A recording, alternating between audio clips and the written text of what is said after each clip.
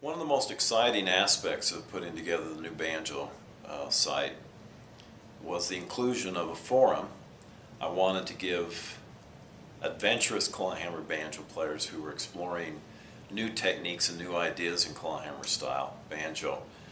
I wanted to give them a place where they could get together as a community and discuss ideas and techniques and different approaches. I was very excited to see some notable banjo players show up and start to throw in some ideas. On this particular thread dealing with 6/8 time, the great Pat Costello came on and mentioned some ideas concerning 6/8 time, and also was encouraging banjo players, clawhammer banjo players, to explore ideas beyond clawhammer. Maybe grabbing a flat pick and experiment around with that. If you've had any experience with guitar or mandolin, it's not a big jump to actually move over to a tenor banjo, in this case an Irish tenor,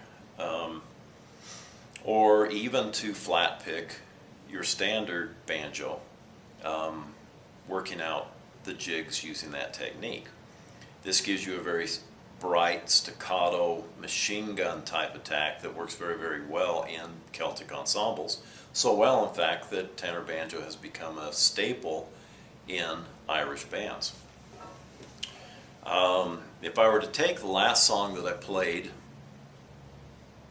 which was Morrison's jig, I believe, in my previous example on this thread about 6/8 time, if I tried to play that on the tenor banjo, you're going to hear a completely different type of sound. Like I said, this can be very, very good, but it can also be very advantageous to work up these same songs using clawhammer technique. For one, clawhammer has such a different tone to it that you might find that it's more appropriate for solo playing.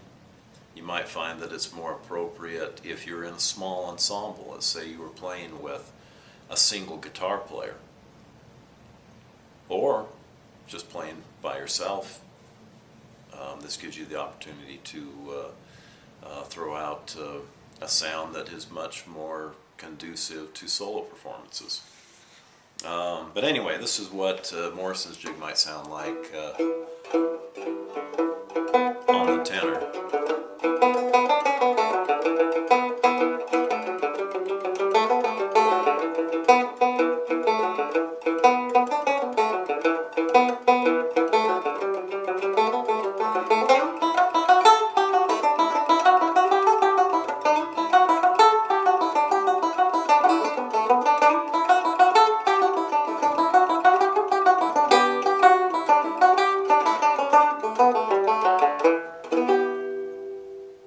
It's got a great sound to it. Just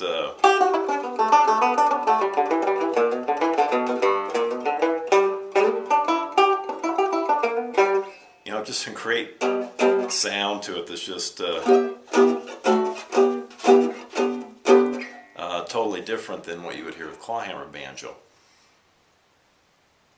But once again, I would encourage you to not give up on jigs. Work them out in clawhammer style as well. If for no other reason, is you will gain such technical abilities by exploring jigs in clawhammer style that you will find that